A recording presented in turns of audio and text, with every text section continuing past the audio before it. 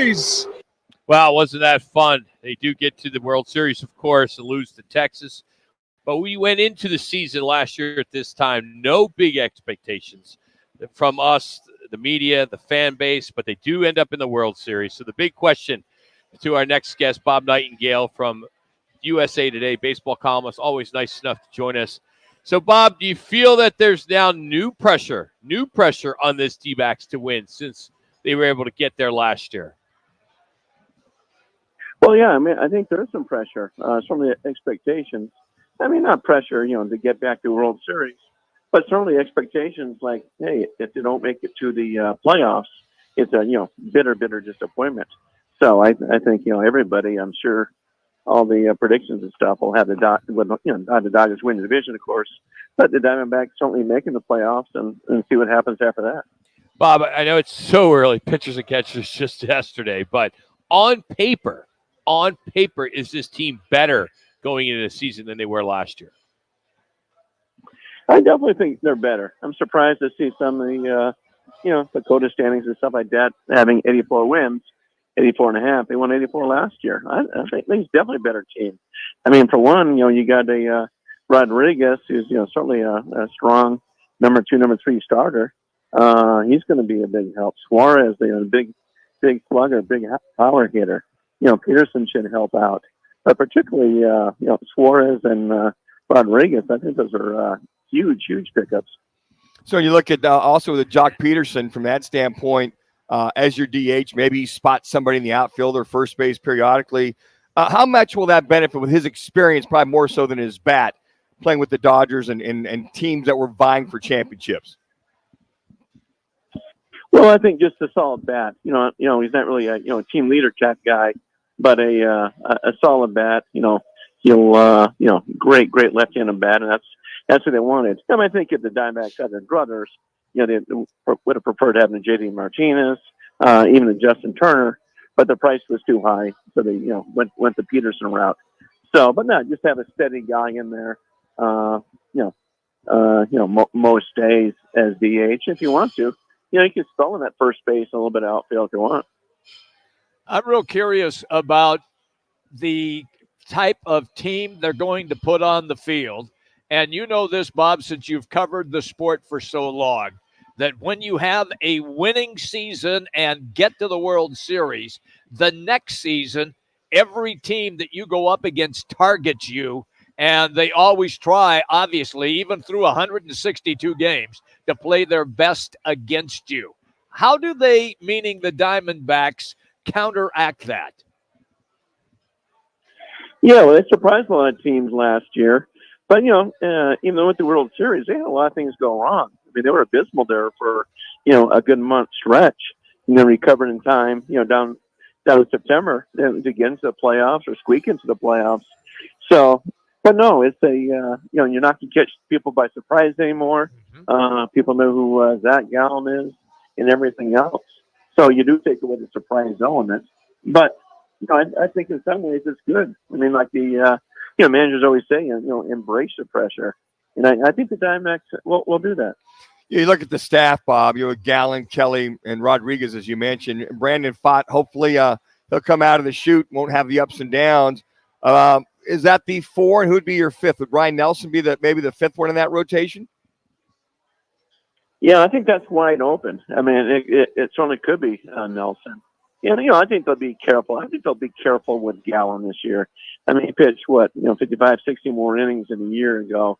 I bet they're cautious. I would be surprised to see him, not pitch that much in spring training, just to kind of go slow with him, just because he threw so many innings a year ago. So, usually always going to use 8, 9 starters before the year's over, if you're lucky. So it's not like the first 5 that break camp with him are going to be the same 5 all year long. USA Today's Bob Nightengale here on Fox Sports 910 Phoenix. Corbin Carroll heading into a sophomore season, and you always hear about these sophomore slumps, which I can't stand hearing that, but it's hard not to sometimes. I mean, can this guy put up better numbers than he did this past year, or you think this is kind of the guy? This is who this guy is. 25 home runs and a bunch of RBIs and doubles and stolen bases. Well, I think it's possible for him to even get better. I mean, now pitchers will adjust to him, but he went through kind of a slump last year too, where the pitchers adjusted to him, and he had to adjust back. But he's so sharp mentally and emotionally and everything else. He handled it well, even going through the struggles. So I think that makes him a better player this year. There's no reason why he can't, he hit over 30 home runs. Stolen bases are a lot. We'll see if he, increases that. Certainly increasing doubles is possible, and absolutely the batting average. So no, I think looking at a star player, before our eyes. Just like everybody's so excited, with Paul Goldschmidt, watching him blossom. 3. It's the same thing here. How would you rate this outfield? Gurriel, Thomas, and Carroll, as Rock mentioned there too. When you look at these guys, there's speed, there's ability. What would you put these guys as far as just the National League per se? Yeah, I mean I would think it's possible to be top 5 or so for sure. I think a lot depends on Thomas. I mean, we saw Streaky Thomas last year, and he went lights out and down the stretch, and certainly the playoffs. And a couple times when he had to go to the minor leagues. But I think a lot depends on Thomas. What a great outfielder he is. He's a Gold Glove defender. But if he plays anywhere near like he did in September and in October, then he's probably talking about one of the top, 2 or 3 outfielders. Bob, my last one. When you look at baseball overall going into the 2024 season, which division do you feel is the toughest division? 2. I'll probably still go AL East over the NL West, but it's close. Okay. Certainly those 2 above everybody else. What brings down the NL West, of course, is the Rockies. Just no expectations. The Padres, on paper, certainly won't be as good as a year ago, even though they grossly underachieved. Or the AL East last year, I think everybody had a winning record. I don't expect Boston to compete. But when you have teams like, Baltimore and New York and Toronto and Tampa, they got 4 teams right there that should win over 85 games. Bob, we always appreciate you, man. We know you do hits all over the country. We always thank you coming on here since you live here in the Valley. So thanks so much for the time today. Sure, my pleasure. Thank you, guys. Take care. Bob Nightengale. Follow him on X at B Nightengale, and of course he's the longtime baseball columnist for the USA Today. When you pull up the USA Today, 1. They have their MLB win totals for 2024, and right now in the National League West they have the Dodgers at 100, followed by Arizona 85, San Francisco and San Diego tied at 79, and 63 in Colorado. And what I really like about all this is when you look at the AL East, Boston in the cellar, last place, 77 and 85.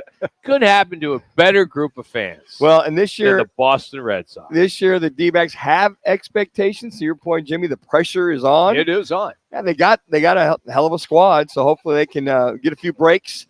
They kind of they struggled the last half of the year last year. They got in by the skin of their teeth after the All-Star break. Then they got hot going into the wild card, and I mean, heck, you remember a team that finished 16 games back, and you knocked out the NL League West champs, the Dodgers, from the get-go, and then from there you just got hot, but struggled against the Rangers. But I got to tell you what, it'll be fun to watch this team, see how they can answer the critics with that X on their back.